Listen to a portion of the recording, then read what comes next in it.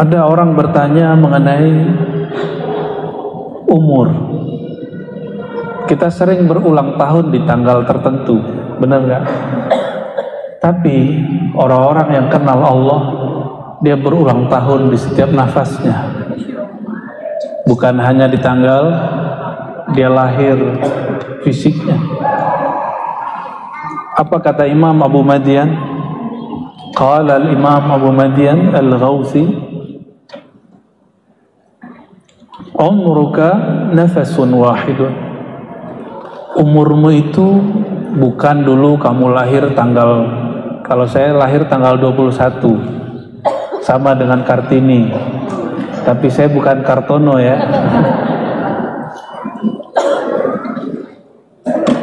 Bukan itu ulang tahunnya. Ulang tahunnya orang-orang yang kenal Allah di setiap nafasnya. Maka orang-orang berulang tahun, jika dia berulang tahun setiap nafas, berarti dia merayakan, mensyukuri umurnya setiap saat. Mau jadi ahli syukur? Maka berterima kasihlah kepada Allah di setiap nafas. Itulah umur kita. Dan di dalam Al-Quran, satu-satunya Allah bersumpah dengan umur, itu umurnya Sayyidina Muhammad sallallahu alaihi wasallam. La'amruka, begitu Allah berkalam di Quran, sungguh demi umurmu, demi umurmu.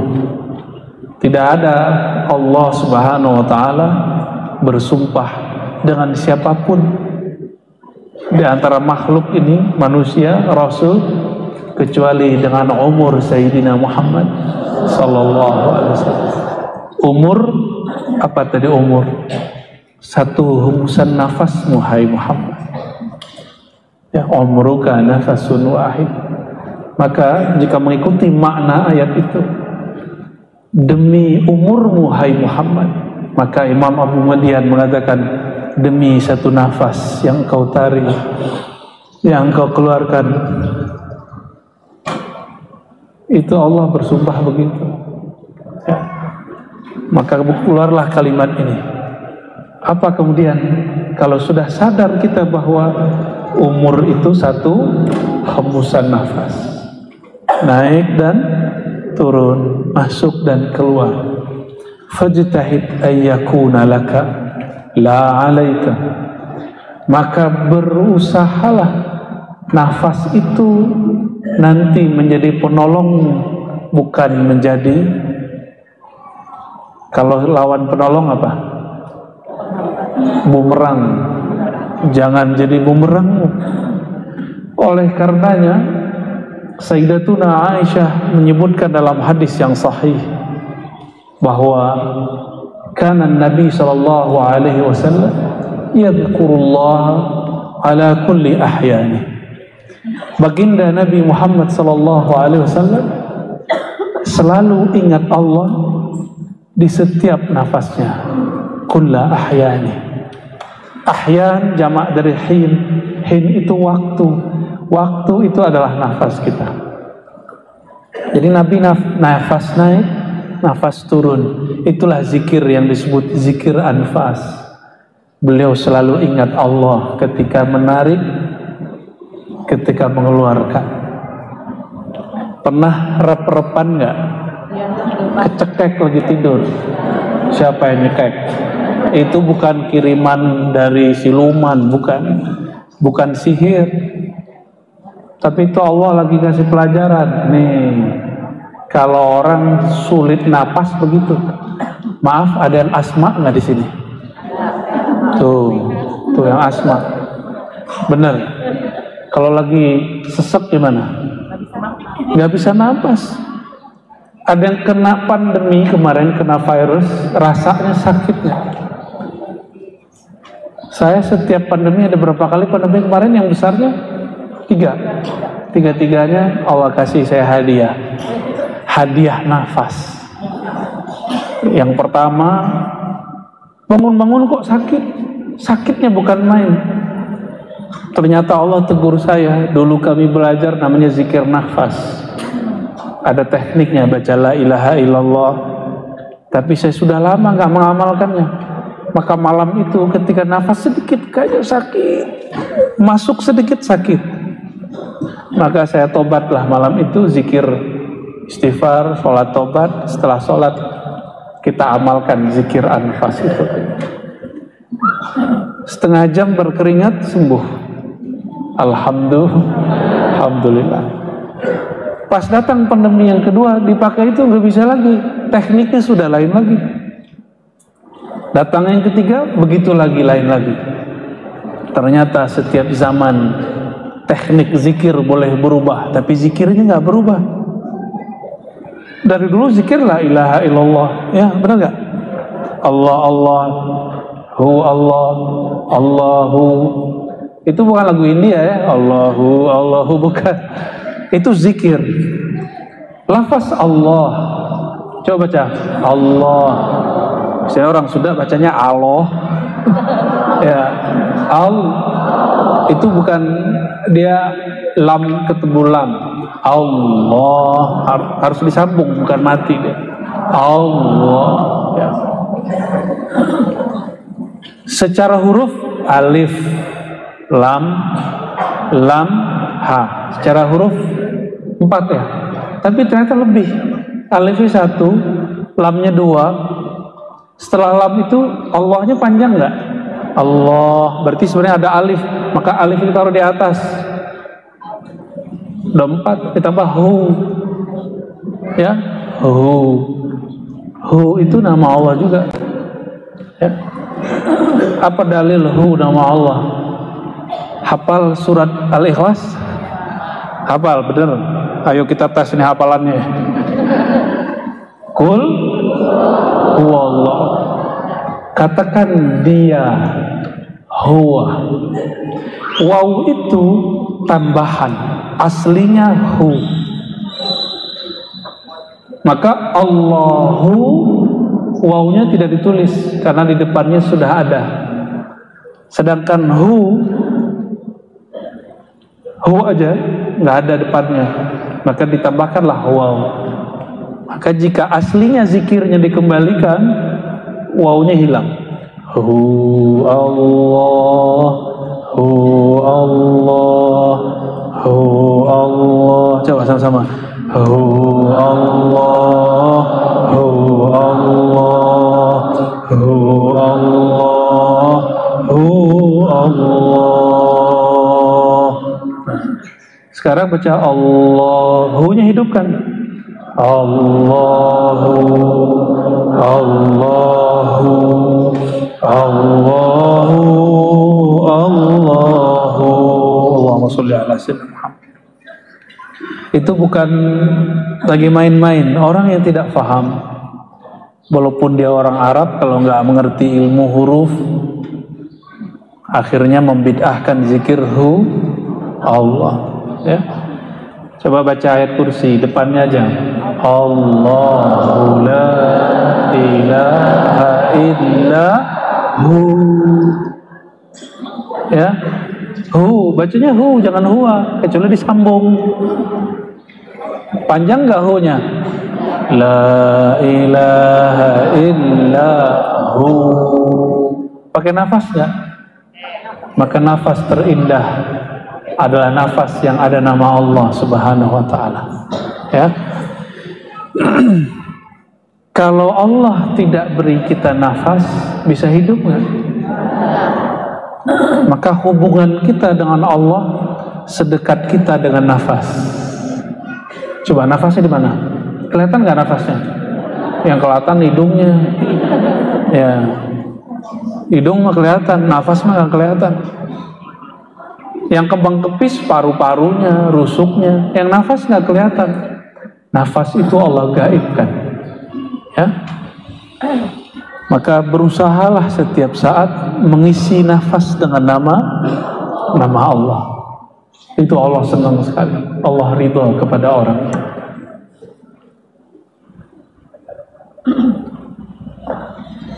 Nafas ini ketika dia menyebut satu nama, dia bergantung kepada makna yang ada dalam qalbu. Maka pada hikmah yang berikutnya yang ke-9 beliau mengatakan, laisa lil qalbi illa wijhatun wahidah. Qalbu, hati itu dia mengarah, tidak mungkin ke banyak wajah, ke banyak arah. Dia hanya satu arah. Jadi qalbu itu dia cuma mengarah kepada satu saja. Maka qalbu gak mungkin bisa mencintai dua zat, bukan dua orang, dua zat di saat yang sama. Karena zat hakiki hanya zat Allah. Selain Allah itu zatnya mungkinul wujud. Dan qalbu itu hanya tenang jika qalbunya sampai kepada cinta kepada Allah. Maka jangan terlalu cinta kepada suami atau istri atau anak. Itu yang dimaksud dalam hadis Imam Bukhari, kitab Al-Adab Al-Mufrad, ahbib habibaka haubamma. Gitu ya. Kalau kamu cinta, sekedarnya saja. Karena cintamu bukan untuk makhluk, cintamu untuk Allah Khalikmu. Kenapa Allah tidak ridha cinta kita kecuali kepadanya? Karena man ahabba syai'an kana abdan lahu. Ini bukan hadis ya, ini ungkapan hikmah. Siapa yang mencintai sesuatu, dia akan jadi budaknya. Cinta duit, jadi budak duit. Cinta makhluk, jadi budak makhluk. Maka yang dicintai hanya Allah Subhanahu wa ta'ala. Jangan gagal paham ya, kita nggak bahas pernikahan. Saya lagi bahas bab mahabbah, bab cinta hakiki. Dalam hadis-hadis ilhami, ini bukan hadis qudsi yang bersanad. Ini kalam yang didengar oleh para aulia Allah ketika mereka mendapatkan pengalaman ihsaniyah atau syuhudiyah, menyaksikan Allah Subhanahu wa ta'ala. Bahwa Allah berfirman, kuntu kanzan makhfiyan, adalah aku perbendaharaan yang sangat unik dan tersembunyi. Kalau unik tersembunyi gak bisa dikenal. Tapi Allah mengatakan fa ahbabtu an u'rafa, hanya Allah yang boleh begini. Lalu aku senang dikenal, aku senang kemasyhuran, aku senang apa tuh, viral. Itu cuma Allah yang boleh. Hanya Allah yang boleh narsis, hanya Allah yang boleh sombong, hanya Allah yang boleh kagum ke dirinya sendiri. Maka jangan pernah kagum ke diri sendiri, ya. Jangan pernah kagum kepada diri, capek.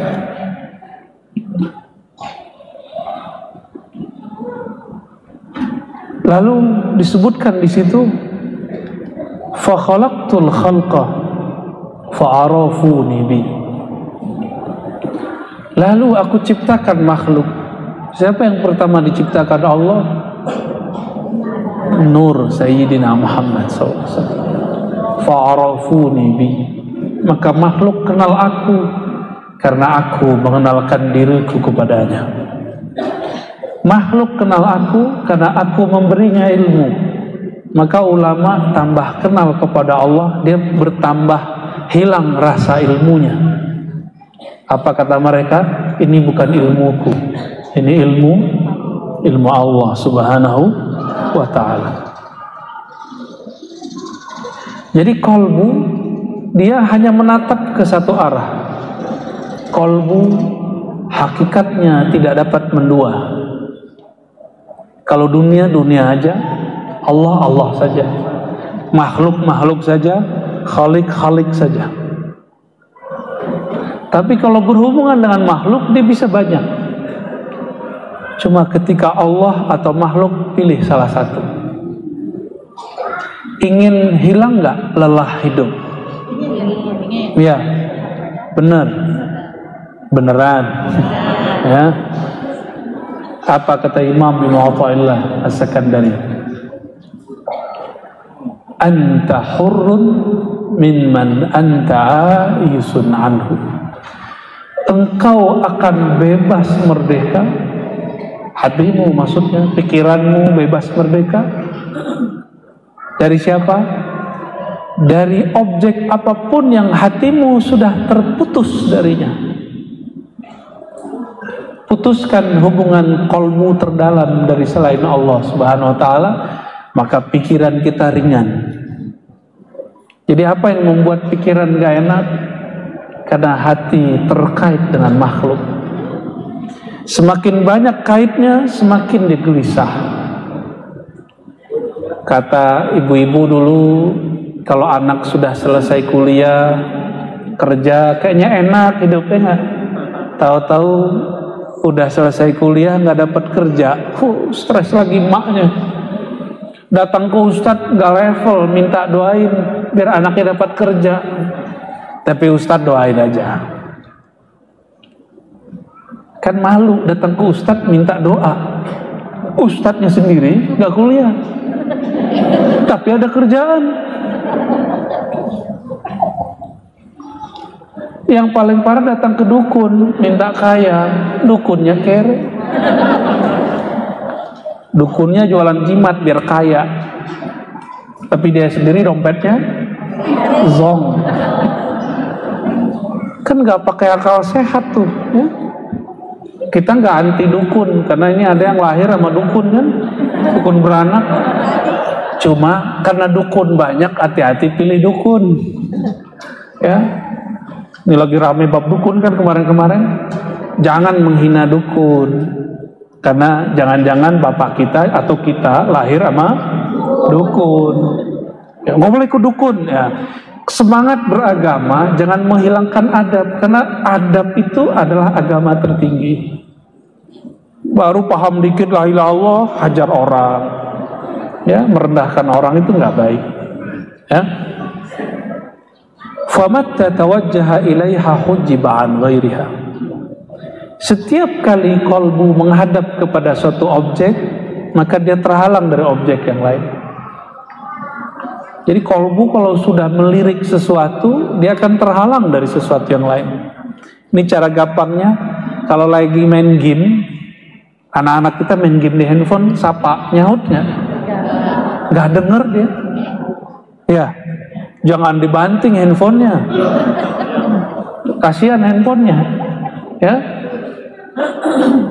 Kenapa? Karena hati si anak sedang asik menikmati gamenya itu.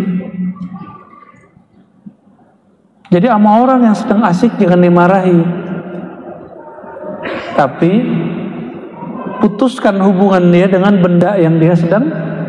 Nah, maka anak-anak kalau ada makanan, minuman, ada mainan, yang dia pilih mana? Mainan.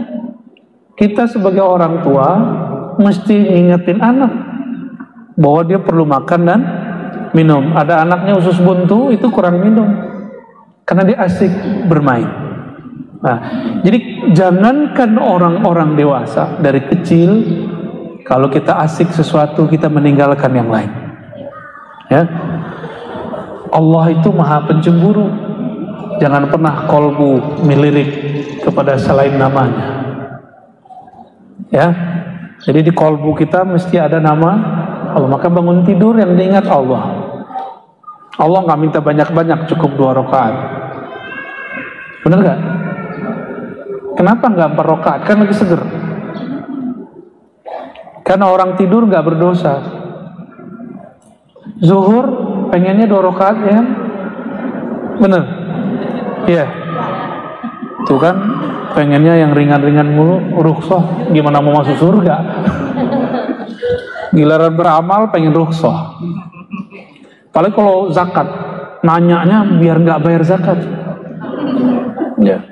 Biar gimana caranya terhindar dari bayar zakat ya.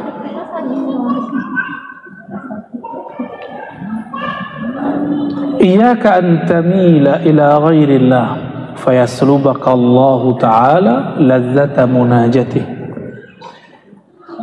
Sholat subuh tadi nikmat atau masih ngantuk-ngantuk? Kayaknya ada yang jujur aja. Ya, ngantuk ya? Zikir pagi sore gimana? Lagi zikir? Gitu ya. Bener. Malam tadi tahajud nggak? Tahajud apa takajud? Nonton. Tidurnya depan TV. TV-nya nonton. Kasihan ya, TV-nya nonton. Yang ditonton orangnya tidur. Kita kenapa tidak dapat menikmati zikir, wirid, munajat, tahajud? Jawabannya, karena ada kecenderungan hati kepada selain Allah, sedikit saja. Saya ini siang ngelirik satu benda, misalnya nih motor keren, keren juga nih motor, pengen beli, kepikiran, lagi zikir baca subhanallah, tapi kepikiran motor, Harley gitu. Malamnya kalau zikir terganggu, yang muncul Harley. Maka kita sholat tobat lagi, ya Allah ampuni kami. Maka ada tobat bukan dari dosa mata, tapi dari dosa kecenderungan kolbu. Udah pernah belum tobat dari kolbu yang berselingkuh kepada selain Allah? Belum, makanya sholatnya gak nikmat, wajar. Ya, kalau kita pernah tengkar sama pasangan, biar enak lagi hubungannya, minta maaf gak? Ya, kekasih sejati kita Allah. Jika pernah kita mengkhianati Allah, minta maaflah kepada Allah dengan sholat tobat, istighfar, tobat yang banyak. Aku, ya Allah, hatiku telah menduakanmu. Udah pernah begitu belum? Jadi sama Allah tuh kayak pacar, ya, manja-manja dengan Allah. Jangan kayak ketemu dengan Algojo, kamu gak sholat, raka. Jadi yang kebayang sama kita, Allah itu tukang ancam. Wahai yang maha mengancam, itu yang terbayang. Allah yang maha mengancam, itu nggak ada namanya yang banyak, kecuali cuma Al-Wa'id, Al-Muntaqim. Yang lain isinya apa? 90% nama Allah isinya kasih sayang, Rahman, Rahim, semua. Hatta nama Allah Ar-Razzaq itu yang maha kasih sayang dalam memberi rezeki. Al-Karim yang maha kasih sayang dengan pemurah. Allah itu saking pemurahnya, meskipun kita lupa kepadanya, meskipun saudara-saudariku ini lagi sholat tapi nggak ingat Allah, ya kan? Allah masih kasih nafas gak? Coba kalau Allah itu pencemburu kayak orang depan-depan saya ini, kalau yang ono aman. Kayak yang depan-depan saya ini cemburunya kan tinggi, mau niru-niru Allah kan? Kalau tahu pasangannya senang sama yang lain gimana? Ya, kalau Allah niru kita, mau kayak kita nggak karim, mungkin kita sudah hancur binasa dari dulu. Dan Allah itu maha karim, sangat karimnya, sangat pemurah penyayangnya, khusus untuk umat Nabi Muhammad SAW.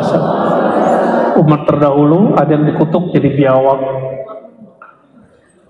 Makanya Nabi Muhammad SAW ngeliat biawak begini. Tapi Khalid Al-Walid makan biawak. Biawak dibakar kayak sate, nyate biawak. Ada nggak sate biawak di Bandung? Ya.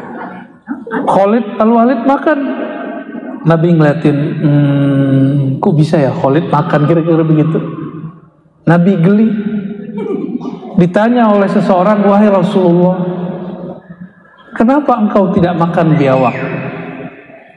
Tapi biawak sono beda sama biawak sini ya. Dop apa namanya itu?